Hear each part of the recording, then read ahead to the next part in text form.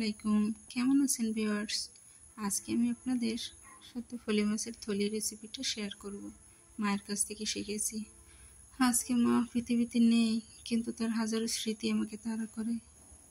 দুটো মাছ নিয়েছি, ধুয়ে নিয়েছি মাছ দুটো।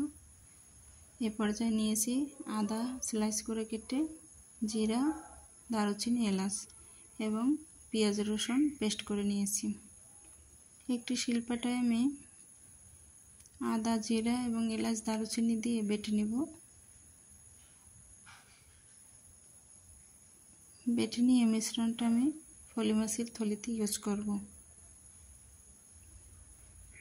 শিলপাটায় মাছ দিয়ে থেতলে নিচ্ছি।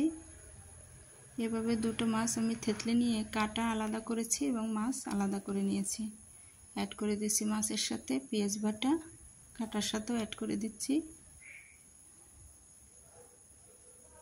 বাটা মশলার মিশ্রণটা মিশিয়ে দেব।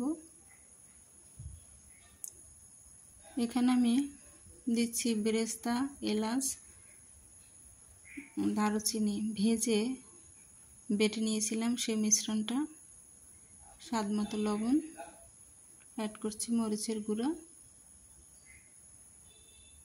মরিচের গুঁড়াটা পরিমাণ মতো দিতে হবে। অ্যাড করছি হলুদের গুঁড়া। উপর থেকে সরিষার তেল দিয়ে আলাদা আলাদা করে মেখে নেব। মাছের মিশ্রণটা মেখে নিচ্ছি, কাটার মিশ্রণটা হাত দিয়ে মেখে নিচ্ছি। ভালো করে মাখতে হবে। 5 মিনিট রেখে দিয়েছি। এখন আমি মাছের যে চামড়াটা ছিল, ওই চামড়ার উপরে মিশ্রণগুলো মাছের আকারে শেপ দিয়ে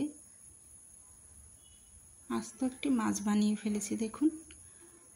আর কাটার মিশ্রণটা দিয়ে পকোড়ার মতো বানিয়ে ফেলেছি। ফ্রাই প্যানে তেল গরম করতে দিয়ে দিচ্ছি।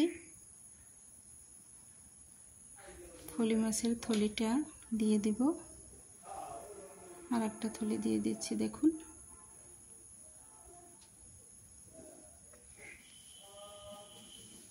কাটার পকোড়াগুলো দিয়ে দিচ্ছি। কাটার পকোড়াটা খেতে অনেক মজা হবে, একদম মুচমুচে। চেপে চেপে উল্টে পাল্টে ভেজে নিচ্ছি।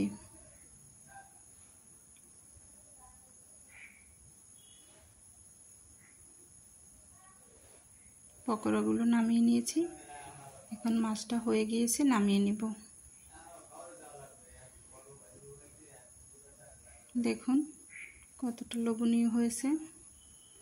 পরিবেশন করার জন্য আমি এখন সাজিয়ে দিচ্ছি।